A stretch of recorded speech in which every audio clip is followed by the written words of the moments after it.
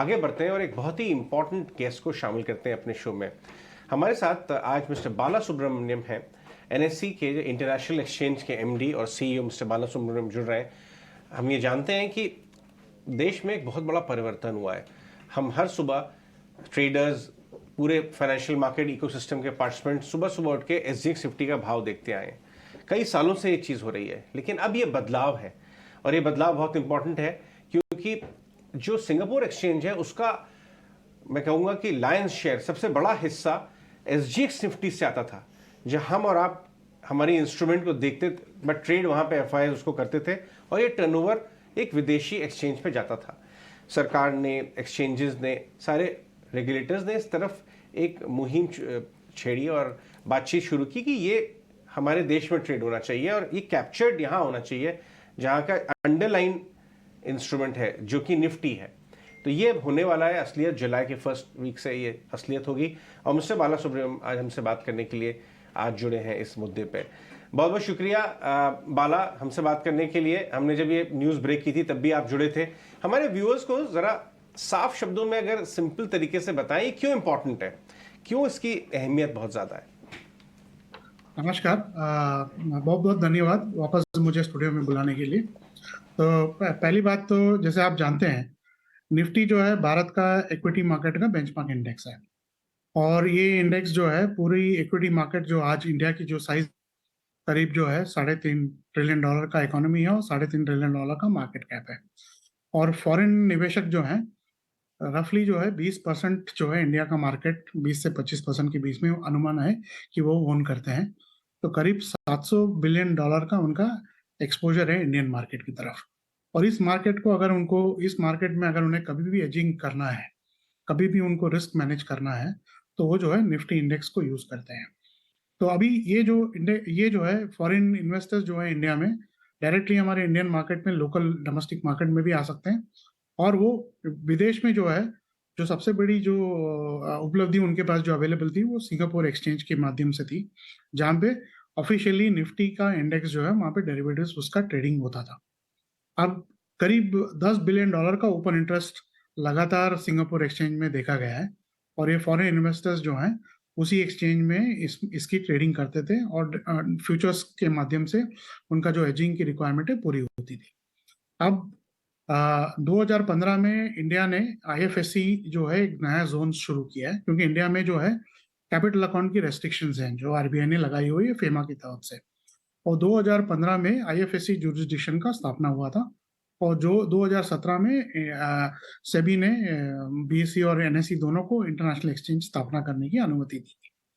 अब पिछले साल जो है 2022 में हमारे प्रधानमंत्री जी ने एसजीएक्स कनेक्ट का इनॉग्रेशन किया था। और ये कनेक्ट जो है, हमने एनएसई ने सिंगापुर के साथ हमारी करीब 22 साल की पार्टनरशिप है, जहाँ पे एनएसई ने हमारी हमारी जो इंडेक्स कंपनी है उन्होंने निफ्टी का लाइसेंस ऑफिशियली सिंगापुर को दिया था उन्हें डेरिवेटिव्स लॉन्च करने के लिए। अब 2018 में सेबी ने एक सर्कुलर इशू किया था कि हमें अपनी खुद की मार्केट हमारी ओन जोन में लाना चाहिए और इफेक्टिवली हमें जो है हमारी मार्केट्स जो है बाहर एक्सपोर्ट ना करना चाहिए और उन्हें अपने अंदर ही रखना चाहिए।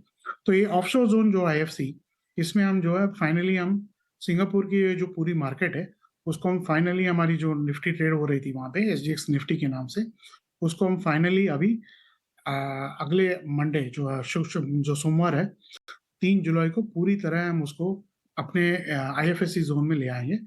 और इंटरनेशनल एनएससी इंटरनेशनल एक्सचेंज जो है इस कॉन्ट्रैक्ट को अभी एसजीएक्स निफ्टी से नाम चेंज करके उनका नाम अभी जो है गिफ्ट निफ्टी कहला जाएगा। और ये जो है बहुत बड़ी उपलब्धि है, क्योंकि इफेक्टिवली जो ये पूरा जो मार्केट हमने एक्सपोर्ट किया था, इंडिया की इक्विटी मार्केट की डेरिवेटिव्स जो है, वो अब वापस हमारे पास लौट के आ जाएगा और हमारी खुद की आईएफएससी जुरिस्डिक्शन में इसकी ट्रेडिंग शुरू हो जाएगी। बहुत अच्छे से एक्सप्लेन किया आपने मिस्टर बाला सुब्रमण्यम। अब एक बार व्यूवर्स को ये भी बताएं कि इस गिफ्ट सिटी के बेनिफिट्स क्या होंगे। बात ऐसी हो रही है कि कई तरह की एग्जम्पशंस मिल सकती हैं। तो इसमें ये जो आईएफएससी जो जुरिस्डिक्शन है, अब इसकी जो है रेगुलेटरी अथॉरिटी एक अलग सी बनाई गई है, यूनिफाइड रेगुलेटरी अथॉरिटी है आईएफएससी अथॉरिटी करके।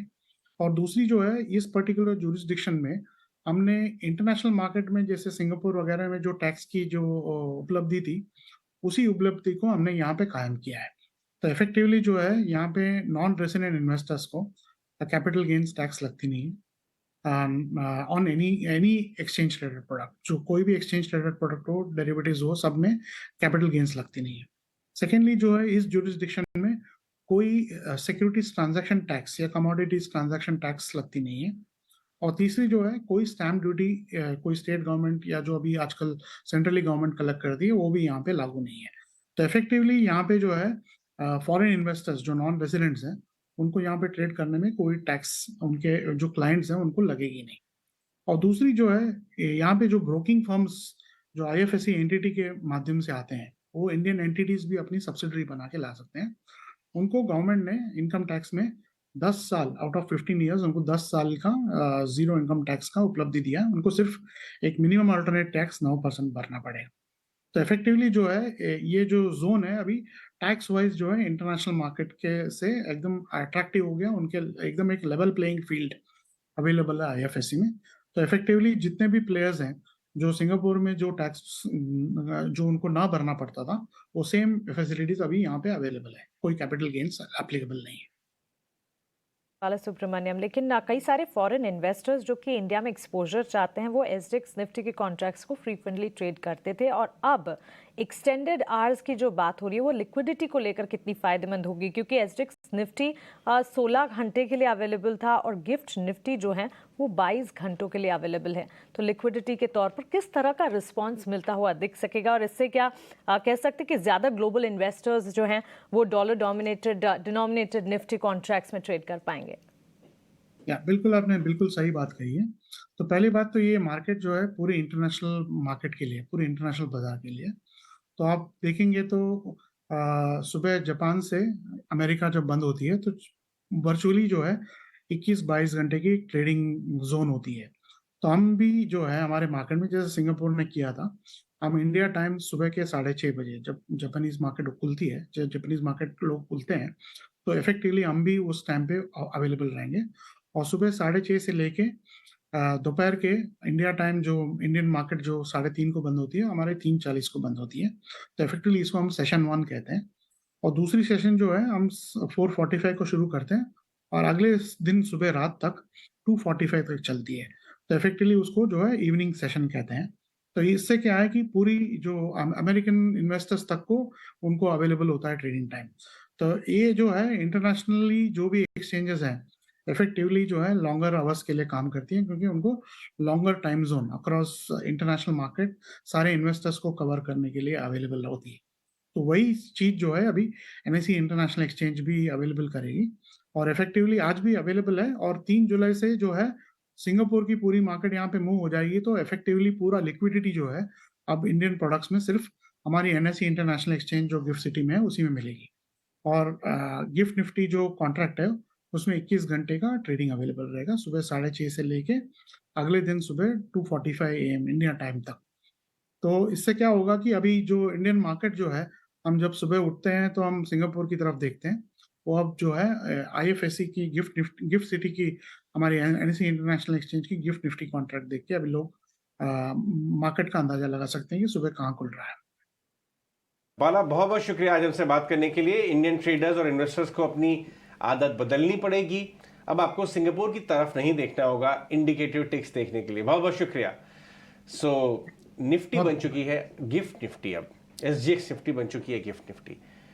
फर्स्ट वीक ऑफ जुलाई से 3 जुलाई से एक्चुअली इसकी शुरुआत होने वाली है। बहुत शुक्रिया हमसे बात करने के लिए।